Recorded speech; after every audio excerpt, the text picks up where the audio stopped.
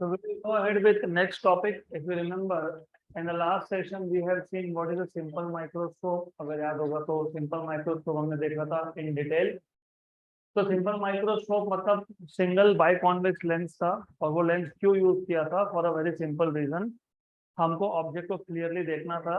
हम ऑब्जेक्ट को क्लोज लाते गए, कितने डिस्टेंस तक लाए? 25 सेंटीमीटर तक। उसके बाद क्या हुआ? इमेज का ब्लरिंग स्टार्ट हो गया, मतलब डिस्टेंस ऑफ डिस्टिंक्ट विजन इससे कम डिस्टेंस पे ऑब्जेक्ट नहीं ला पाए। That is why we use the single biconvex lens, जिसको आप बोलते हो simple microscope, under one condition. Condition ये था, जो ऑब्जेक्ट है ए बी, जिसका हमको मैग्निफिकेशन चाहिए, it should be placed with in the focal length. तो सिंगल कॉन्वेक्स लेंस के फोकल लेंथ के अंदर ही वो ऑब्जेक्ट होना चाहिए। अगर यहाँ पे ये फोकल पॉइंट है तो जो ऑब्जेक्ट है it should be kept within the focal length, inside the focal length. Why? क्योंकि in that case image obtained is virtual erect and magnified.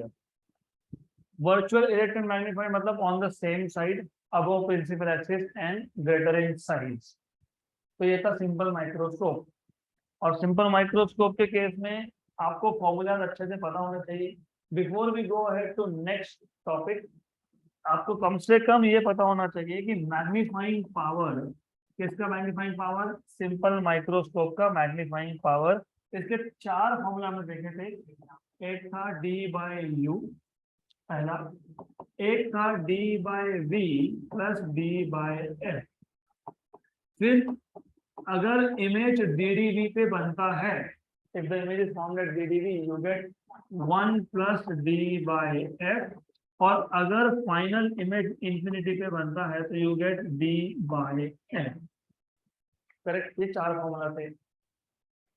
हमको जितना मैग्निफिकेशन चाहिए उतना मिल नहीं रहा, मतलब हमको इमेज को और मैग्नीफाई करना है। और मैग्नीफाई करने का मतलब होता है कि मैग्नीफाइंग पावर को इंक्रीज करना है। मैग्नीफाइंग पावर को अगर इंक्रीज करने गए मतलब फोकल लेंथ इंक्रीज करना पड़ेगा। फोकल लेंथ इंक्रीज करने का मतलब इंक्रीज करना पड़ेगा ना? यस। तो आई एम एक्सपेक्टिंग कि आप लोग अच्छे से ध्यान दोगे और करेक्ट आंसर दोगे। हमको नेक्स्ट टॉपिक चालू करना था, which is magnifying power of compound microscope. अगर बेसिक्स क्लियर नहीं है तो अगला टॉपिक कुछ भी समझ में नहीं आएगा। तो बाय बेसिक आई एक्सपेक्ट कि आपको कम से कम ये पता होना चाहिए कि सिंपल माइक्रोस्कोप के मैग्नीफाइंग पावर के जो फॉर्मूलाज थे, उस मैग्नीफाइंग पावर में magnifying power is inversely proportional to focal length. तो मैं अभी पॉइंट बाय पॉइंट लिखूंगा, because you have to also remember this. So we have seen that. What have you seen? Magnifying power. किसका magnifying power? Of simple microscope. Of simple microscope is inversely proportional to, किसको inversely proportional है?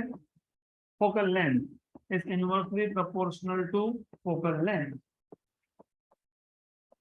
अब problem यह है कि जितना magnification चाहिए था उतना हमको मिला नहीं, तो हमको मैग्नीफाइंग पावर और बढ़ाना पड़ेगा। मैग्नीफाइंग पावर बढ़ाना मतलब फोकल लेंथ को कम करना पड़ेगा।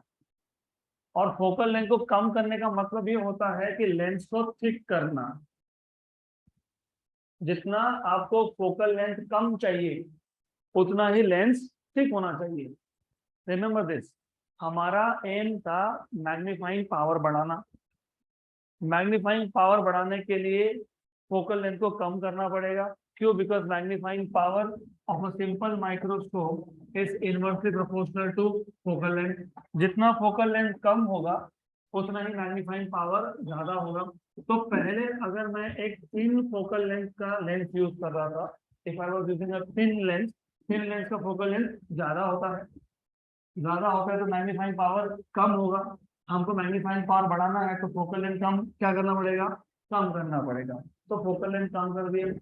फोकल लेंथ कम करने से क्या होता है? इफ यू रिमेंबर, ये जो प्रिज्म है it is assumed to be made up of ये प्रिज्म है ना ये, क्या ये लेंस है, ये जो लेंस है it is assumed to be made up of two prism joint base to base, ऊपर का एक प्रिज्म नीचे का एक prism joint base to base.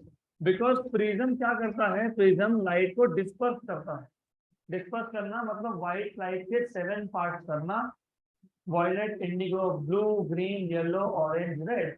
और आपको याद होगा कि सबसे कम डेविएशन होता है रेड कलर का, तो रेड कलर सबसे दूर जाके फोकस होगा, और सबसे कम डेविएशन होने की वजह से सबसे दूर कौन गया, रेड। तो सबसे ज्यादा डेविएशन किसका है, वॉयलेट का, तो violet will come to focus at a near point, right.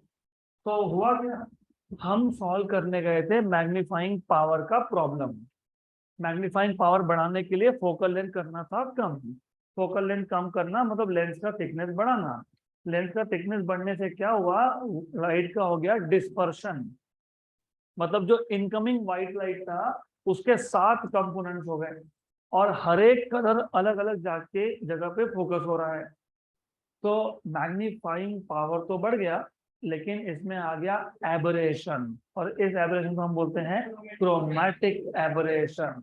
तो इमेज क्लियर होने की जगह पे हो गया blur. Instead of image becoming clear it becomes blurred. तो विच मीन्स कि हमको मैग्नीफाइंग पावर बढ़ाना है तो we cannot go on decreasing focal length. तो फोकल लेंथ को कम करने का भी एक लिमिट है, उससे कम फोकल लेंथ किया तो it will induce, it will bring chromatic aberration. तो इसके आगे एक्सप्लेन कैसे करोगे, we have seen that magnifying power of simple microscope is inversely proportional to focal length, right. Therefore smaller the focal length, larger is magnifying power. Therefore smaller the focal length, larger is the magnifying power. Larger is the magnifying power, which means इसका मतलब ये कि magnifying power बढ़ाना है तो lens को thick करना पड़ेगा। Hence to increase, therefore to increase the magnifying power, to increase the magnifying power, we need to decrease, किसको डिक्रीज करोगे, focal length. we need to decrease focal length, और focal length decrease कैसे होता है, by making the lens thick. To decrease the focal length we have to increase the thickness of the lens, right. This is done मतलब क्या, focal length कम करना। Focal length कम कैसे होगा, by making the lens thick. So this is done by making the lens thick. But lens को thick करने से problem ये हुआ कि यहाँ पे क्रोमैटिक एबरेशन आ गया, क्योंकि जितना लेंस थिक होगा उतना ज्यादा डिस्पर्शन होगा। But thick lens disperses light, कौन सा light, white light, and hence it induce करना मतलब इंट्रोड्यूस करना मतलब लाना। इसने किसको लाया, एबरेशन को। कौन सा aberration, and it induces chromatic aberration. तो यहां तक आपको एक्सप्लेन करना है, फिर आपको बोलना है therefore we cannot go on making the lens thicker. एक लिमिट है, उससे ज्यादा थिक आप कर नहीं सकते।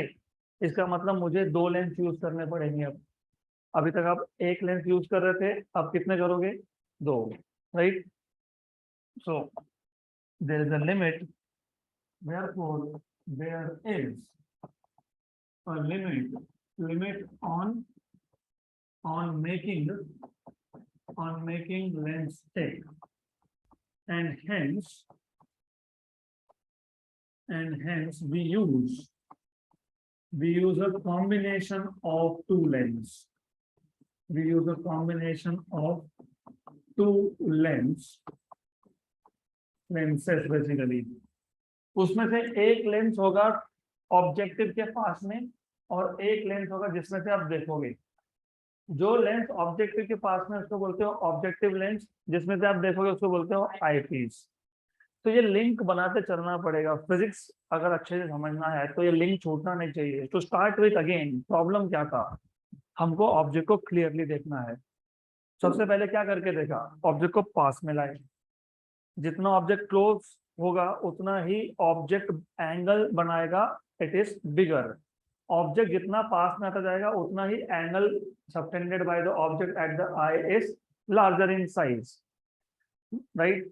लेकिन 25 सेंटीमीटर तक लाने के बाद भी हमको इमेज क्लियरली दिख नहीं रहा था, तो हमने क्या सोल्यूशन निकाला, सिंगल लेंस। सिंगल लेंस को कैसे रखा, such that object is with in focal length. Object अगर फोकल लेंथ के बीच में है, मतलब ऑप्टिक सेंटर और फोकल पॉइंट के बीच में है, image produces virtual direct and magnified. मतलब हमको एक इमेज मिला जो मैग्नीफाइड था। फिर हमने देखा कि मैग्निफिकेशन या magnifying power of a simple microscope कितना आता है, D/F। मतलब magnifying power is inversely proportional to focal length. अब लेंस यूज करने के बाद भी हमको जितना क्लियर इमेज चाहिए था उतना नहीं मिला। We want even better magnification. Magnification को और भी बढ़ाना पड़ेगा, तो हमने क्या किया, लेंस को थिक करना स्टार्ट कर दिया। लेंस को थिक करोगे तो फोकल लेंथ कम होगा, जितना फोकल लेंथ कम होगा उतना मैग्नीफाइंग पावर बढ़ेगा। लेकिन ज्यादा थिक करने गए तो क्रोमैटिक एबरेशन आ गया। मतलब हम एक लिमिट तक थिकनेस बढ़ा सकते हैं, उससे ज्यादा थिकनेस हम ले नहीं सकते, राइट। तो फिर इसका सोल्यूशन क्या है, इसका सोल्यूशन है कि अब दो लेंस यूज करने पड़ेंगे, एक की जगह पे दो। तो ये दो लेंस का कॉम्बिनेशन इसको बोलते हो कंपाउंड माइक्रोस्कोप, राइट। तो there is a limit in making lens thick, hence we use a combination of two lenses. The lens which is near to the object, the lens which is near to the object, ऐसा बोल सकते हैं, which is on the side of object, on the side of object is known as objective, is known as objective lens. And the other lens through which we see, जिसमें से हम image को देखते हैं, through which we see is known as eyepiece या फिर eye lens। इसको eyepiece भी बोलते हैं, इसको eye lens भी बोलते हैं। अब एक चीज याद रखो, ये जो eyepiece है ये इन केस ऑफ कंपाउंड माइक्रोस्कोप, क्योंकि आगे टेलीस्कोप भी आएगा। माइक्रोस्कोप आप यूज करते हो to see very small object which are very near. Words अच्छे से सुन लेना, microscope we use to see very small object which are very near to us. For example, घड़ी रिपेयर करने गए तो जो रिपेयर करने वाला होता है वो एक लेंस लगाता है, राइट। तो माइक्रोस्कोप था, सिंपल माइक्रोस्कोप था। आपको अमीबा देखना है, बायो में देखा होगा, स्मॉल सेल्स का स्ट्रक्चर देखना है तो आप कंपाउंड माइक्रोस्कोप यूज करते हो। Telescope is used to see very large objects which are very far away. तो माइक्रोस्कोप कहाँ यूज होता है, to see very small objects which are very near to us. और टेलीस्कोप कहाँ होता है, to see very large objects. Very large क्यों बोला, प्लैनेट्स को देखते हैं हम लोग, मून देखेंगे, स्टार्स देखेंगे, which are very far away from us. तो वो बहुत दूर है, वो बहुत दूर है,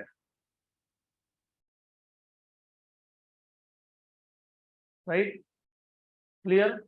So we use microscope to see very small objects which are very near to us.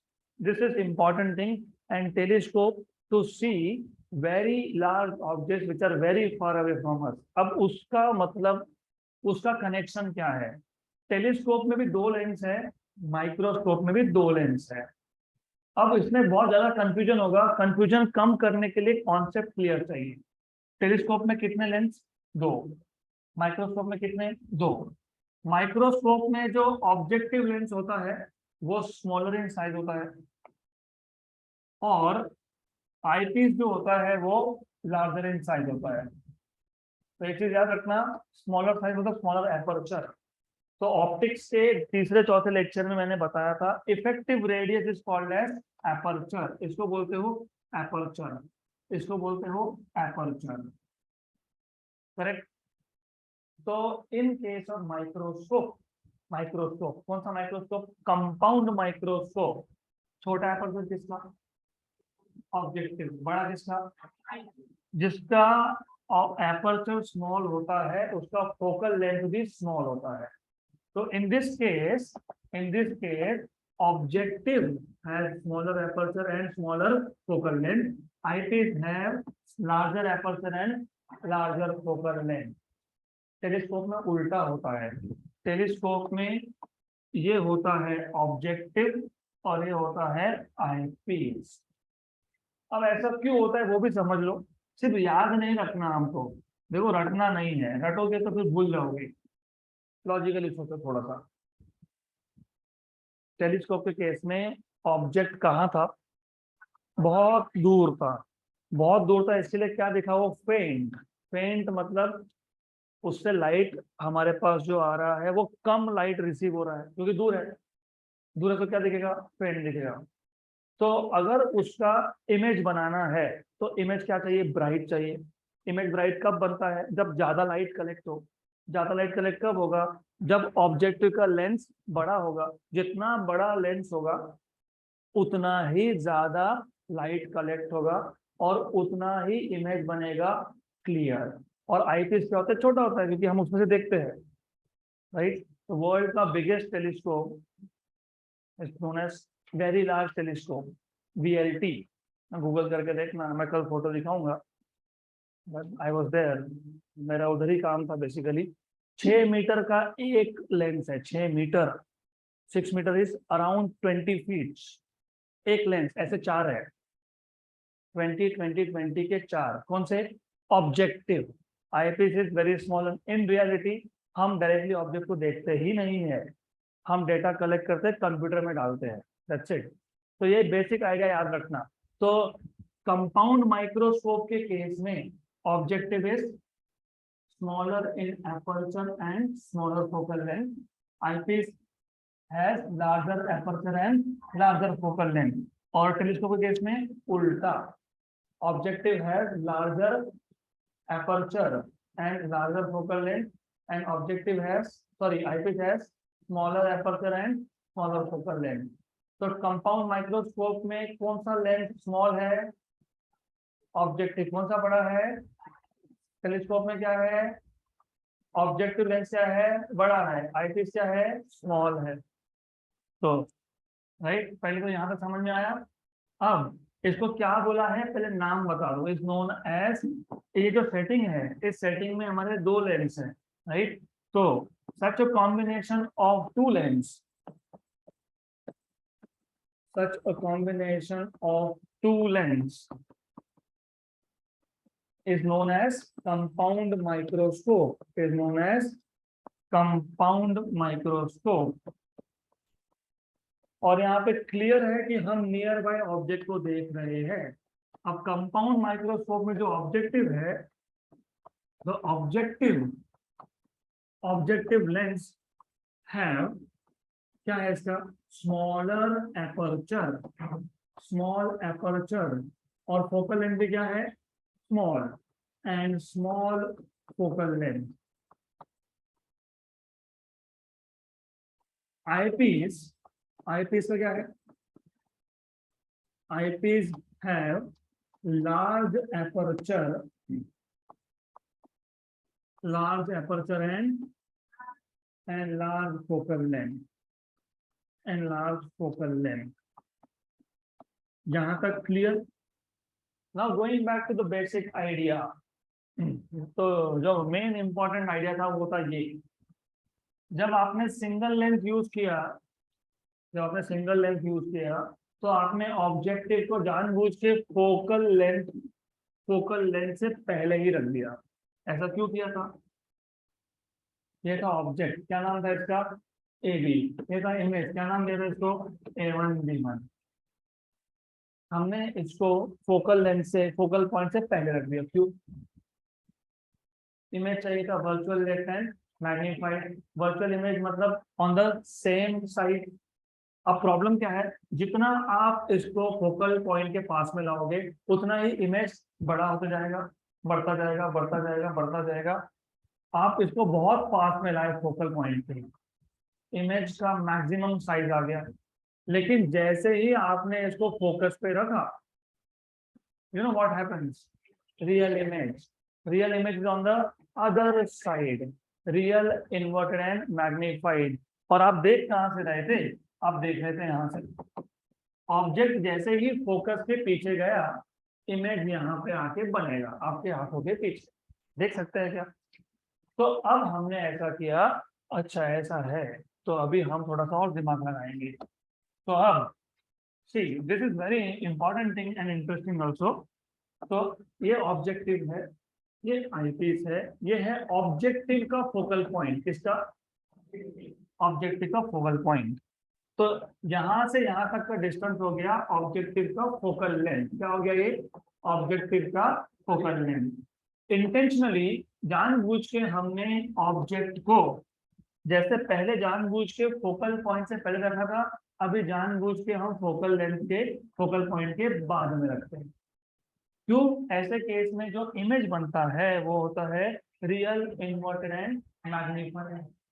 सबसे पहले ऑब्जेक्ट का ऑप्टिक सेंटर से डिस्टेंस क्या होता है, ऑब्जेक्ट के डिस्टेंस को क्या बोलते हो, ऑब्जेक्ट डिस्टेंस यू। लेकिन ये ऑब्जेक्ट का डिस्टेंस कौन से लेंथ से है, ऑब्जेक्टिव से, तो इसको क्या बोलेंगे, यू, राइट, करेक्ट। अब यू मस्ट नो, जो भी रे ऑप्टिक सेंटर से पास होता है उसका कभी भी बेंडिंग नहीं होता है, देयर इज नो डेविएशन। ये जो ऑब्जेक्ट है इसको नाम दे देता हूं मैं ए बी, यहां से जो रे पास हुआ इसका हुआ बेंडिंग, क्या हुआ इसका, बेंडिंग। ऑप्टिक सेंटर से जो पास हुआ उसका बेंडिंग हुआ क्या, नहीं होता ही नहीं है, गुड। देन ये बन गया इमेज, किसका इमेज बना, ए बी का। और ये इमेज कौन सा है, रियल है, क्योंकि दूसरे साइड पे बना। और ये इमेज कौन है, इन्वर्टेड है। इन्वर्टेड मतलब ये ऊपर का पॉइंट ए था तो ये नीचे का पॉइंट A1 आ गया, और बी यहाँ पे रहेगा B1। क्लियर, राइट, ये आ गया B1। अब यहां से यहां तक का जो डिस्टेंस है ये है इमेज डिस्टेंस, किसने बनाया, ऑब्जेक्टिव ने, क्लियर, गुड। अब going back to this diagram, what have you seen, what have you learned from here, जब जब ऑब्जेक्ट फोकल पॉइंट से पहले होगा तब तब कौन सा इमेज बनता है, वर्चुअल इरेक्ट एंड मैग्नीफाइड। तो हमने क्या किया, हमने पहले ऑब्जेक्टिव लेंस के फोकल लेंथ के बाद में रखा रियल इन्वर्टेड एंड मैग्नीफाइड। कौन सा इमेज बना, A1B1। अब A1B1 ये होगा वर्चुअल ऑब्जेक्ट, किसके लिए, आईपीस। हम यहां से देखने वाले हैं, we are going to look from here. तो हमने क्या किया, हमने इंटेंशनली, वापस से ऑन इंटेंशन, ये जो लेंस था आईपीस, मैंने बताया था आईपीस का फोकल लेंथ ज्यादा होता है, देख लो इसका फोकल लेंथ कम है, इसका फोकल लेंथ ज्यादा है। तो ये जो है फोकल पॉइंट ऑफ आईपीस है, ये अगर आईपीस का फोकल पॉइंट है तो यहाँ से यहाँ तक का डिस्टेंस क्या होगा, फोकल लेंथ, किसका फोकल लेंथ, आईपीस का फोकल लेंथ। तो जो A1B1 इमेज था किसने बनाया था, ऑब्जेक्टिव ने। ये इमेज, ये वर्चुअल ऑब्जेक्ट होगा किसके लिए, आईपीस के लिए। और ये वर्चुअल ऑब्जेक्ट कहाँ है, विद इन फोकल लेंथ। तो विद इन फोकल लेंथ तो इमेज क्या बनता है, virtual erect and magnified, virtual erect and magnified. तो ये आपका बन जाएगा यहाँ पे final image which is virtual erect and magnified. तो ये आ गया A2B2, करेक्ट। अब याद रखो ये A1 B1 कौन था, ऑब्जेक्ट था। किसके लिए ऑब्जेक्ट था, आई पीस के लिए। A2 B2 कौन है, इमेज है। किसके लिए इमेज है, तो इसको मैं बोलूंगा VE, इसको मैं बोलूंगा UE। यहाँ तक क्लियर, क्लियर क्लियर अच्छे से, गुड। तो you need to remember this, अच्छे से समझेगा तो आगे के इक्वेशन समझ में आएंगे। अब माइक्रोस्कोप हो या टेलीस्कोप हो, कभी भी आप ऐसा करते हो क्या, एक लेंस में नीचे पकड़ के रुकता हो, दूसरा ऐसा हाथ से,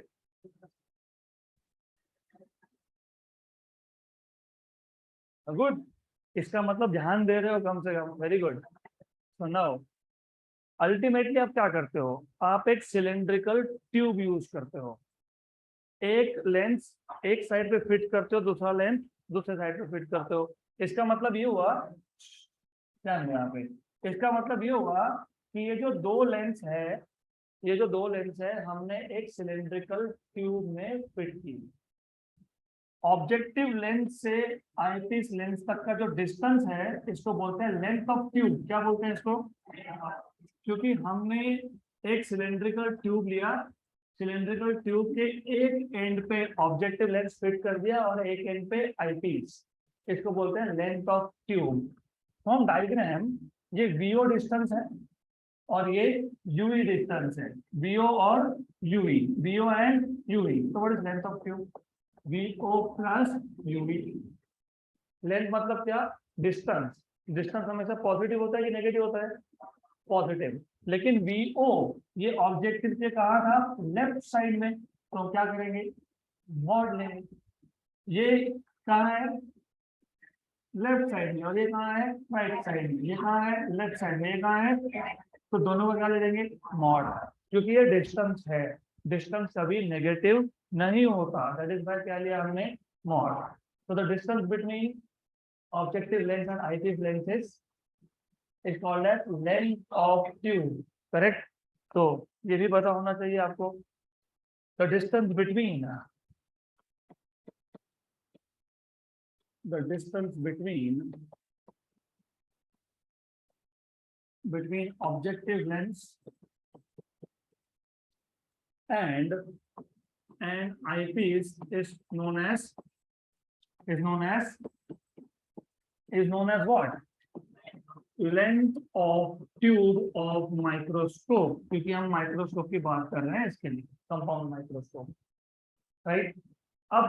अब हमने जो कुछ भी यहाँ पे डायग्राम ड्रॉ किया है, इसमें जितने भी पैरामीटर है वो आपके समझने के लिए पहले लिस्ट डाउन कर लेंगे, फिर हमको फाइंड करना है मैग्नीफाइंग पावर। बिकॉज रिमेंबर ये सब हम कर क्यों रहे हैं, मैग्नीफाइंग पावर बढ़ाने के लिए, क्योंकि हमको पहला केस था डीडीबी पे ऑब्जेक्ट ला के भी क्लियरली दिखा नहीं, सिंगल लेंस यूज करके भी क्लियरली दिखा नहीं, तो वो क्या चाहिए, और क्लियरिटी चाहिए। और क्लियरिटी मतलब इमेज का साइज और भी बढ़ाना है। तो क्या किया हमने, क्या किया, दो लेंस यूज किए। तो सबसे पहले ऑब्जेक्ट कौन था, ऑब्जेक्ट ए बी, ऑब्जेक्ट है A1 B1 कौन है, इमेज। किसने बनाया, ऑब्जेक्टिव ने, इमेज फॉर्म बाय ऑब्जेक्टिव। लेकिन यही A1 B1 कौन है, it is virtual object, virtual object for eyepiece, very good, virtual object for eyepiece। then UO ये कौन था, ऑब्जेक्ट डिस्टेंस, ऑब्जेक्टिव के लिए, object distance for objective. what was VO, image distance for objective, image distance for objective। then what was UE, UE क्या था, UE object distance for eyepiece। so U suffix E is object distance for eyepiece, for eyepiece। then what is VE, image distance और eyepiece, image distance for eyepiece. और कौन कौन से parameter हमने use किए? Focal length F O, किसका focal length है? Objective का। एफई क्या है? Focal length of eyepiece. तो focal length of objective and focal length of eyepiece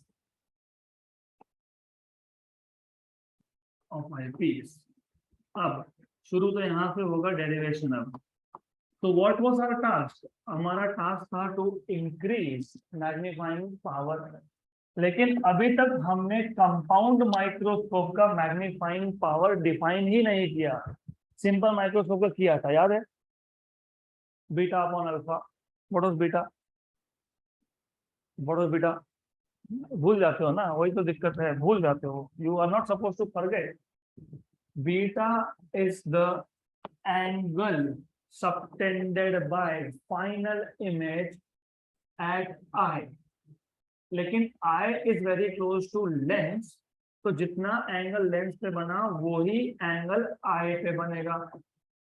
तो beta is the angle subtended by image on I या at I upon alpha। what is alpha? Angle subtended by object at unaided eye when the object is kept at DDV। इसको क्या बोला था आपने? Magnifying power of simple microscope. तो ना simple microscope में, ना कंपाउंड माइक्रोस्कोप में, ना टेलीस्कोप में डेफिनेशन चेंज होता है। डेफिनेशन रहता है सेम, सिर्फ एक वर्ड चेंज होता है, only one word, and that word is, यहाँ पे आपने बोला magnifying power is the ratio of angle subtended by image at आई।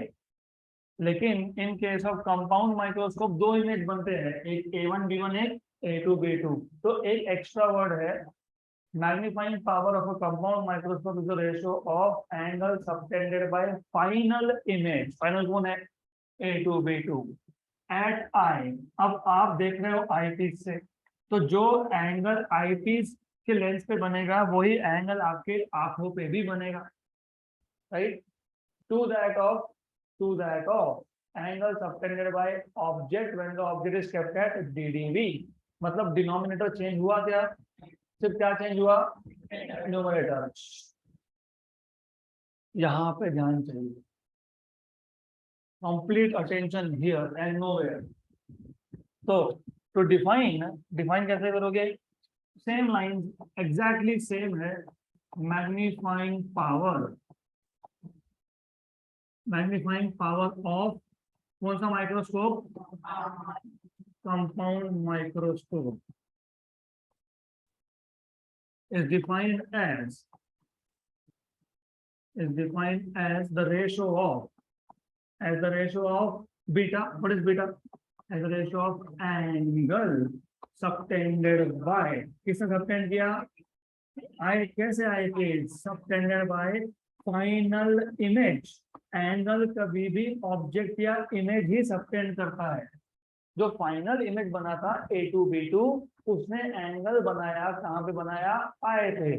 तो angle subtended by final image at eye to that of eyepiece, मतलब eye, to that of angle subtended bye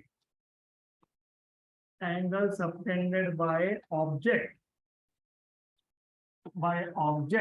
when it is kept at DDV, when it is kept at DDV, right? इसका मतलब जो alpha है वो change हुआ ही नहीं। अभी alpha के लिए मैं एक काम करता हूँ, यहीं पर दिखा देता हूँ। तो ये था DDV डिस्टेंस, यहाँ था ये ऑब्जेक्ट था DDV डिस्टेंस पे। इसने जो एंगल बनाया अनएडेड आई पे, वो वर्ड लिखना रहे क्या तो लिख लेना, अनएडेड आई। याद है ना unaided I? What is the meaning of unaided I? Without any lens, right? तो अनएडेड आई का मतलब होता है विदाउट एनी लेंस। तो यहाँ पे वो एक वर्ड एक्स्ट्रा ऐड कर लेना, angle subtended by object when it is at DDV at unaided eye, मतलब without the help of lens. यहाँ तक क्लियर? तो therefore magnifying power of compound microscope, ये कंपाउंड माइक्रोस्कोप है, is equal to beta upon alpha. थोड़ा सा भी ध्यान हटा तो गए, समझ में नहीं आएगा ये। Equation number 1। अब अल्फा फाइंड करना तो डिफिकल्ट नहीं है, क्योंकि वो वही है जो पहले था। क्या है? tan alpha equal to A B upon D. What is tan alpha? Opposite side upon hypotenuse नहीं होता है, वो एडजेसेंट होता है, right. But tan alpha equal to opposite side is A B upon adjacent side D. If angle is small, अगर alpha small है तो what is tan alpha? Approximately equal to alpha. therefore alpha क्या आ गया? A B upon D. Equation number 2। Clear? Then अब हमको चाहिए beta. तो फ्रॉम डायग्राम tan बीटा अब दो ट्राइंगल्स हैं, एक है A1 B1 O, एक है A2 B2 O। तो अगर ट्राइंगल A1 B1 O लेता हूं तो tan beta is A1 B1 upon B1 O। What is B1 O? UE। तो B1 O इज UE। अगर दूसरा ट्राइंगल लेता हूं तो A2 B2 O में opposite side is A2 B2 और डिस्टेंस है VE। ये डिस्टेंस कितना है? VE। डिस्टेंस है VE। तो क्या लिखोगे? A2 B2 upon VE। A2 B2 upon VE, right. तो from diagram tan beta, from diagram you will have tan beta equal to A1 B1 upon UE, or it is equal to A2 B2 upon BE। हम सिर्फ पहला part use करेंगे, क्यों? वो आगे समझेगा। पिछले केस में भी वैसा ही किया था, हमने एक ही पार्ट यूज किया था सिंपल माइक्रोस्कोप में, अभी भी वैसा ही करेंगे। इफ बीटा इज स्मॉल, अगर बीटा स्मॉल हुआ तो उस केस में tan बीटा कितना आएगा? Approximately equal to beta. तो beta will be equal to A1 B1 upon UE। Equation number 3। Equation number 2 और 3 की वैल्यूज इक्वेशन नंबर 1 में सब्स्टिट्यूट करो। तो therefore from equation number 1, 2 and 3, magnifying power of compound microscope is beta upon alpha. What is beta? A1 B1 upon UE, and what is alpha? AB upon D.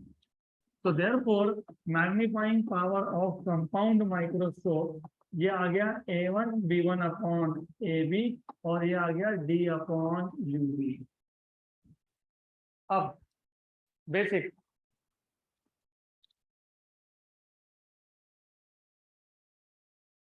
Basic idea should be extremely clear. Image distance upon object distance क्या था? Magnification, मतलब magnifying power.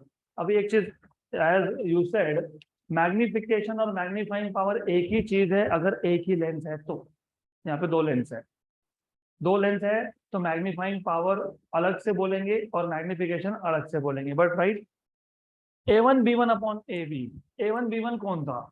A1 B1 था image, किसने बनाया? Object ने। AB कौन था? Object. तो A1 B1 अपॉन AB ये है image size upon object size for objective. तो A1 B1 अपॉन AB कौन है? मैग्निफिकेशन है, किसका? ऑब्जेक्टिव का, right. But you can say A1 B1 upon AB is image size upon object size, लेकिन किसके लिए? ऑब्जेक्टिव के लिए, for objective. therefore A1 B1 upon AB, this is equal to magnification produced by objective। और अगर आपको याद होगा तो मैग्निफिकेशन VO अपॉन UO होता है, object image distance upon object distance. तो ये भी यूज करेंगे हम बाद में, अभी नहीं, तो बाद में करेंगे। देन ऑल्सो सिंपल माइक्रोस्कोप का मैग्नीफाइंग पावर का पहला फॉर्मूला कौन सा था? सबसे पहला in terms of distance of distinct vision. आज रिवाइज करवाया ना मैंने, इसलिए करवाया, कोई दिक्कत नहीं, नो इश्यूज। सबसे पहला डेल्टा नहीं है वो, d upon u, distance of distinct vision upon u। तो लुक, ये जो हमारे पास फॉर्मूला था, कौन सा फॉर्मूला? ये इक्वेशन नंबर 4, इसमें a1 b1 अपॉन ab कौन आ गया? Magnification of objective. ये कौन है? Linear magnification. किसका लीनियर मैग्निफिकेशन है ये? किसका है? ऑब्जेक्टिव का, मैग्निफिकेशन ऑफ ऑब्जेक्टिव। यहां तक क्लियर? और d अपॉन यू को क्या होता है? d upon you magnifying power है, लेकिन साथ में क्या लिखा है इसके? e, मतलब किसका मैग्नीफाइंग पावर? आई पीस का।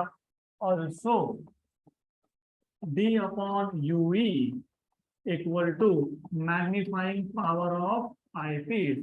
Therefore magnifying power of compound microscope जो था a1 b1 upon ab and d upon ue, ये आ गया आपका, क्या है ये? क्या है ये? Magnification of objective. और ये कौन है?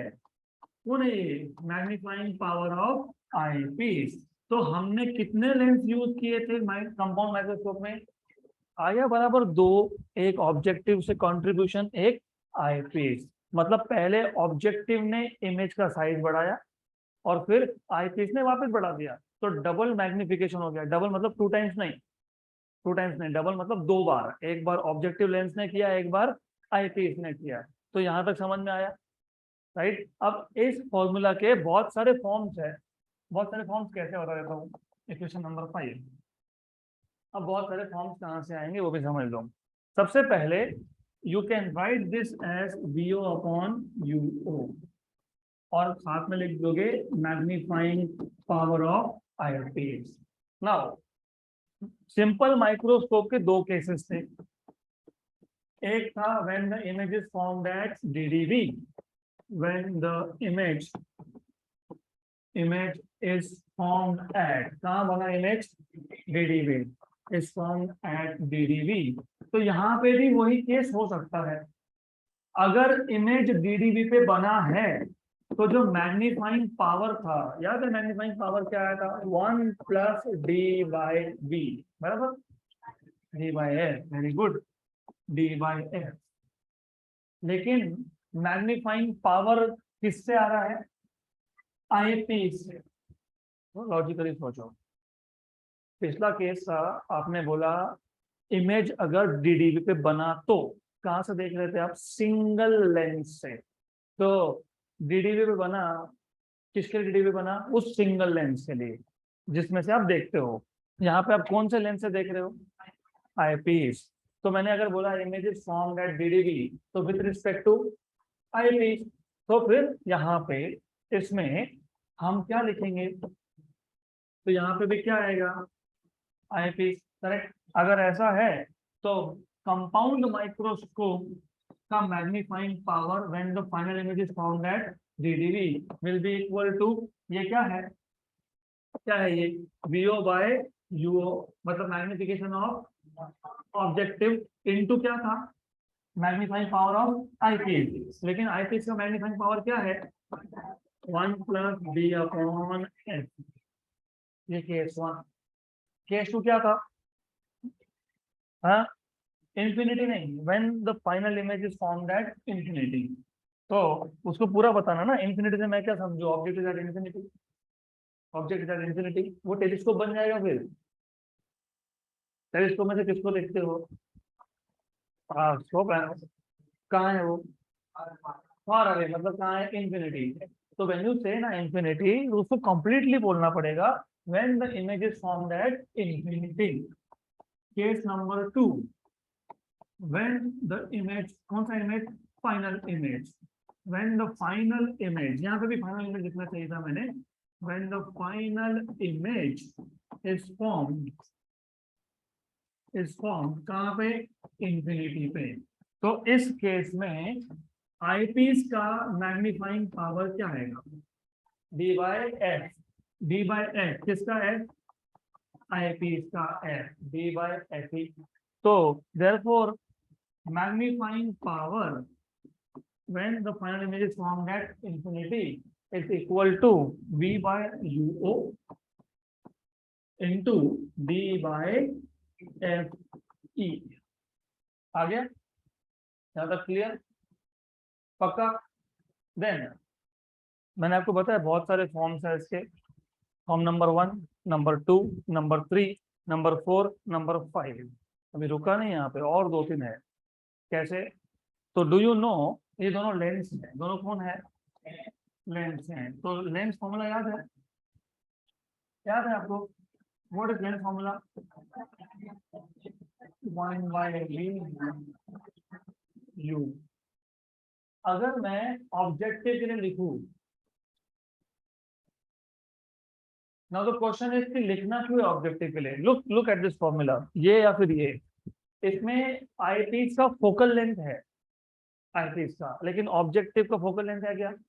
तो हमको final equation in terms of दोनों के फोकल लेंथ चाहिए, मतलब इक्वेशन में एफओ और एफ ई होना चाहिए। एफ ई तो है, एफओ नहीं है, तो एफओ कैसे लाएंगे, तो लुक ये मिल गया। अब यूजिंग साइन कन्वेंशन, याद रखना दोनों लेंथ कौन से थे, कॉन्वेक्स। कॉन्वेक्स लेंस का फोकल लेंथ क्या होता है, पॉजिटिव, बराबर। इमेज, इमेज कहाँ बना, राइट में, किसके राइट में, ऑब्जेक्टिव के राइट में। तो इमेज डिस्टेंस क्या होगा, पॉजिटिव। ऑब्जेक्ट कहाँ रखा था, लेफ्ट में, तो क्या आएगा, नेगेटिव। तो 1/FO equal to 1/VO plus 1/UO, बराबर, करेक्ट। हमको क्या चाहिए, हमको चाहिए VO बाई UO, तो फिर मल्टीप्लाई बाय VO, इसको VO से मल्टीप्लाई कर दो, तो मल्टीप्लाई बाय VO, तो क्या मिलेगा, VO बाय FO, बराबर ना, VO by FO। What is VO by VO, 1 plus VO by UO, क्योंकि यहाँ पे भी क्या किया, multiply by VO, VO by FO, VO by VO is 1, VO by UO। तो VO upon UO equal to VO by FO minus 1, मतलब क्या आएगा ये, VO minus FO upon FO। ये एक तरीका है, नोट्स में मैंने ये नहीं दिया है, मैंने दूसरा मेथड बताया, वो बता देता हूँ, लेकिन मैं आपको एक्स्ट्रा बता रहा हूँ यहाँ पे, just for you to know, just for your knowledge. तो VO बाय FO की जगह क्या लिख सकते हो आप, VO minus FO upon FO, correct. दूसरा मेथड क्या है, फिर दूसरे मेथड में सिर्फ इतना करना है, मल्टीप्लाइंग बाय VO की जगह पे मल्टीप्लाइंग बाय UO कर दो, इससे क्या होगा, UO बाय FO आएगा, क्या आएगा, UO by FO equal to UO by VO, UO by UO is 1, तो UO by FO minus 1 equal to UO by VO, तो UO minus FO upon FO equal to UO by VO।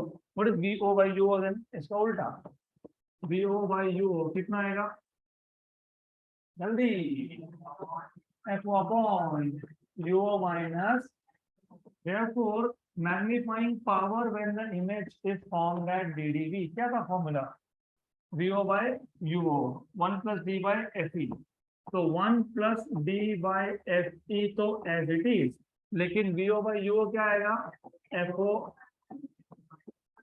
Minus FO।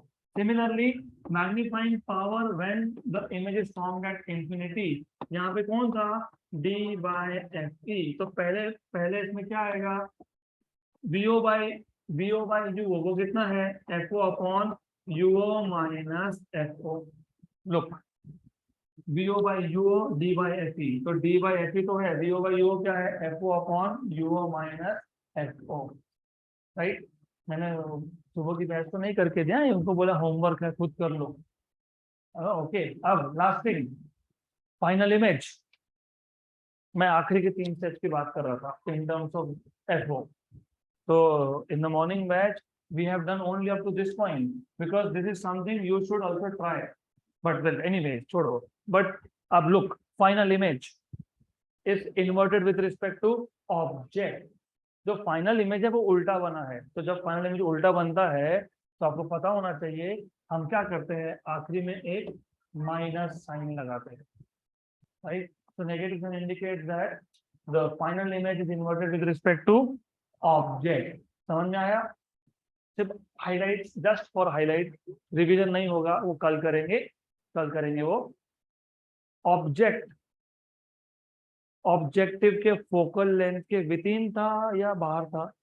बाहर था. Image कौन सा बना? Real inverted and magnified.